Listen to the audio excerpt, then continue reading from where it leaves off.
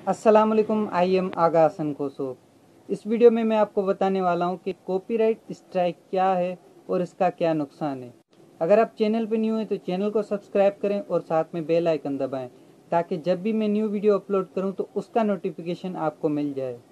तो बात स्टार्ट करते हैं कि कॉपीराइट स्ट्राइक का मतलब क्या होता है और ये हमारे चैनल पे क्यों और कब आता है और इसका क्या नुकसान है।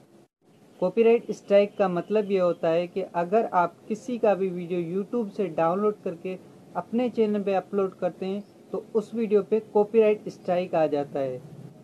जब आप किसी का भी वीडियो यूट्यूब से डाउनलोड करके अपने चैनल पे अपलोड करते हैं तो यूट्यूब उस वीडियो के ओनर को ये बताता है कि आपका वीडियो किसी और ने अपने चैनल पे अपलोड किया है, तो उस वीडियो का ओनर आपको कॉपीराइट स्ट्राइक देता है। जब आपके चैनल में 3 महीनों तक 3 स्ट्राइक आ जाते हैं तो आपका चैनल यूट्यूब की तरफ से सस्पेंड किया जाता है, फिर कभी भी आपका यूट्यूब चैनल ओपन नहीं होता। इसीलिए खुद का वीडियो बनाकर अपने चैनल पे अपलोड करें। मुझे उम्मीद है आपको ये वीडियो अच्छा लगा होगा। अगर अच्छा लगा तो वीडियो को लाइक करें और अपने फ्रेंड्स के साथ शेयर करें।